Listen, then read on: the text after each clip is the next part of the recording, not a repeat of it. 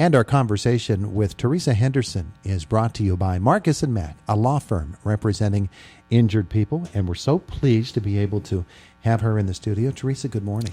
Good morning, Todd. It's such a pleasure to be here with you today. I'm going to move this out of the way so I can see you. Okay. I only have the top half of you I know. there. I'm vertically challenged. So. Well, I was going to blame the chair.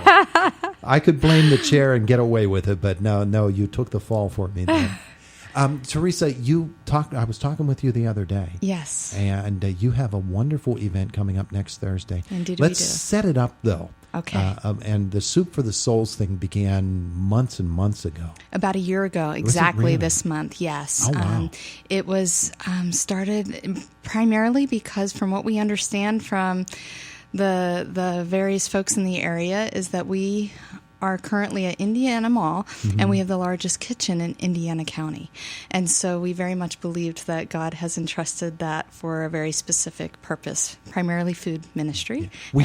We should tell folks that the name of the church is New Life Community Church. There you go. Yes, we're about 2 years, a little over 2 years officially old. And so we're a church plant, and this kitchen we saw ourselves as stewards of, and have since have various food ministries happening in the community, but one of which is Indiana County Super Souls, which is just a joy on all of our hearts to be able to serve in that way. It happens right now. It happens on the last Thursday of every month. That is correct. It happens the last Thursday of every month from 5 to 7 p.m.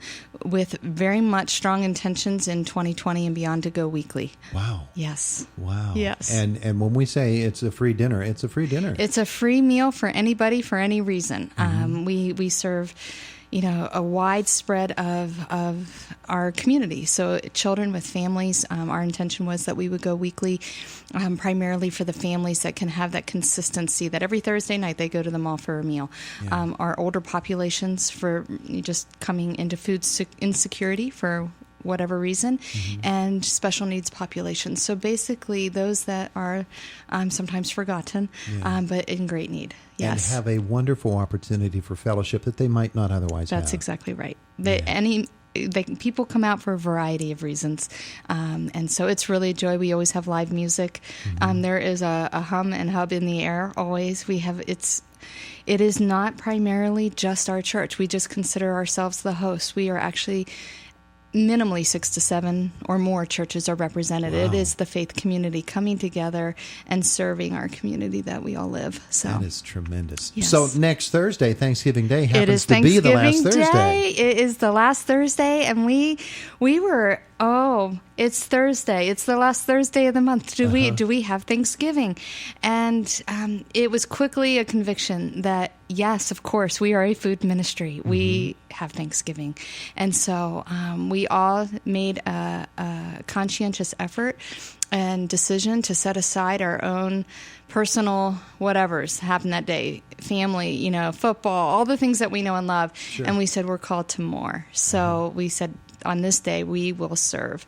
And we are just flooded. There's been cooking happening all day, every day for the past week, and we'll go into next week. Various community folks, both in and out of the churches. So it has really drawn us all together, and we're just grateful for that opportunity. That's tremendous. Yeah. So is it still going to be 5 to 7?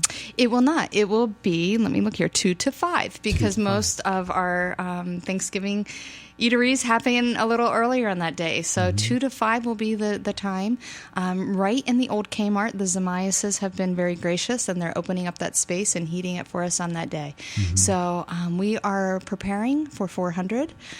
So we are setting tables, getting things ready, putting out tablecloths, but we're set to serve 400 on that day. Wow, 400. Yes. And that's our prayer. And of course, anybody can come. Any reason. We average anywhere from 100 to 150 generally, but on this day, we expect to see more, and we expect to see more on our weekly rotation once it's more consistent in people's minds. Being faith-based, of course, Thanksgiving's a natural, isn't it? That is the one day of the year that we feel that we set aside to give gratitude for the God that has given us so very, very much. And we, in our Western world, live in abundance, great abundance. So To whom much is given, much is expected. Yes, indeed. And Yes. you will be gathering there next Thursday. Of course, you gather more than just on Thursdays. Once We a do. month. We gather once a month. We have, it was interesting. I was privileged to be a part of a discussion that came out of ICAP, with whom we're also partnered. So we have a lot of partnerships, with the churches, but also in a lot of nonprofit agencies in town, and one of which is ICAP. And we were invited to a discussion that took place in the summer, July, Urban Institute, it was out of Washington, D.C., and we were one of 5 counties that were chosen across the nation to really examine food insecurity. And the algorithm that they used, the formula that they used was basically, our demographics, our free and reduced lunch status, our IUP, food insecurity. A lot of different measures were taken into account, and we were noted as one of the highest ranking food insecurity counties in the country. Wow. And so they wanted to do some more exploratory work and discussions. And out of that study, we were given these stats, which I think are revealing. So 46% receive free and reduced in our county. So almost 50% of all kids in our county are receiving free and reduced lunches. Mm-hmm. Almost 20% receive SNAP, which is the Supplemental Nutrition Assistance Program, used to be known as food stamps. Mm-hmm. So 2 out of 10 of our neighbors are receiving support. Yeah. So lots of stats that just really point to this one need, but there's many needs. Certainly with our opioid overdose issue, it just snowballs. So each of those problem areas actually feeds into another problem. You got it. That's exactly right. So we have, employment issues that are triggered by transportation issues. Then that comes into food. So this is just one way, mm-hmm. but there's a lot of great groundwork happening right here in our county that we see folks coming together. Yeah. And we're just thankful to be a part of that. And with those numbers you provided about mm-hmm. kids, half the kids. And yes. It becomes an educational issue. I always talk about, a few years ago, I was talking with a teacher from a school district in one of the more rural areas here mm-hmm. in Indiana County, and said they had a kid they knew was bright, had always been bright, but was just failing. Yes. That just wasn't working for him. And they figured out when one day they were talking to him, trying to find out what's at the root of all this. And he said, "I'm so hungry, I can't concentrate in mm-hmm. class."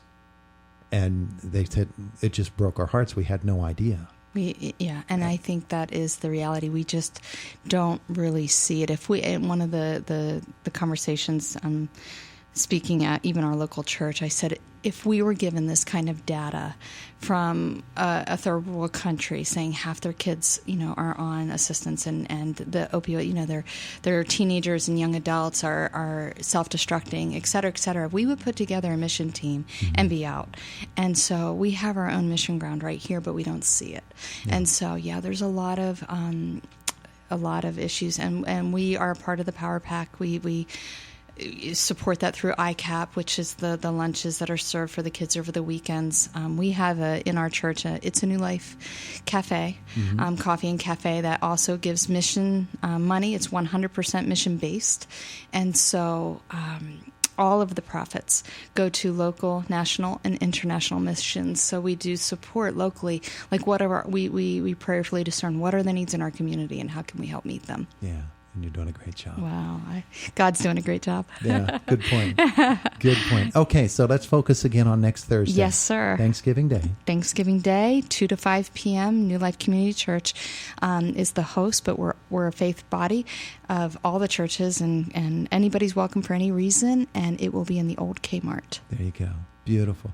Theresa Henderson, thank you so much for coming in. Thank you so much for having me. It's good to meet you. You've been around here since 2013, and I've never met you. Yes, this is now home. Yes, indeed. We appreciate the fact that you and your husband and the whole New Life family is a part of our community. It's a blessing. It is the voice of Indiana County, WCCS, AM 1160, 101.1 FM.